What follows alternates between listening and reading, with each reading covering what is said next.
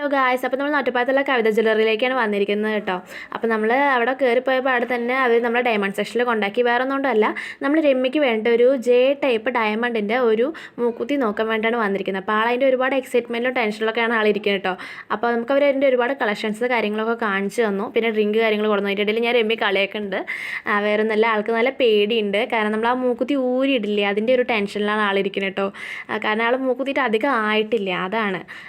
പിന്നെ അവർ നമുക്ക് ആ മൂക്കുത്തി സൂട്ടാവും, ഇത് സൂട്ടാവും എന്നൊക്കെ പറഞ്ഞ് ഒരുപാട് കാണിച്ചിട്ടുണ്ട്. അപ്പോൾ അതുകൊണ്ട് തന്നെ നമ്മൾ ടൈപ്പ് മൂക്കുത്തി പിന്നെ വേറൊരു മൂക്കുത്തി കൂടി നമ്മൾ സെലക്ട് ചെയ്തു കേട്ടോ. പിന്നെ അതിൻ്റെ ഇടയിൽ നമ്മൾ ബട്ടർഫ്ലൈയുടെ ഒരു ഇത് കണ്ടപ്പോൾ നമ്മൾ അത് ജസ്റ്റ് ഒന്ന് ഇട്ട് നോക്കുക കാര്യങ്ങളൊക്കെ ചെയ്തു. പിന്നെ ടൈപ്പ് മൂക്കുത്തി എടുക്കാൻ കാരണം എന്താ നിങ്ങൾ ചോദിച്ചേക്കാം. കാരണം വേറെ ഒന്നുമില്ല, ആളുടെ ഒരുപാട് കാലത്തെ ആഗ്രഹമാണ് ടൈപ്പിലൊരു മൂക്കുത്തി എടുക്കണം എന്നുള്ളത്. അതുകൊണ്ടാണ് കേട്ടോ ടൈപ്പ് മൂക്കുത്തി എന്ന് പ്രത്യേകം ഞാൻ എടുത്ത് പറഞ്ഞത്. പിന്നെ നമ്മളത് ബില്ല് ചെയ്യാനും കാര്യങ്ങൾക്കൊക്കെ പോയി. അപ്പോൾ നമ്മൾ പഴയ മൂക്കുത്തി നമ്മുടെ ഗോൾഡിൻ്റെ അവരതിൽ വെച്ചിട്ടുണ്ടെന്ന് പറഞ്ഞിട്ട് നമുക്ക് അതിൻ്റെ ഇതൊക്കെ നമ്മൾ ഓപ്പൺ ചെയ്ത് അവർ നമുക്ക് കാണിച്ചു തരുന്നുണ്ട്.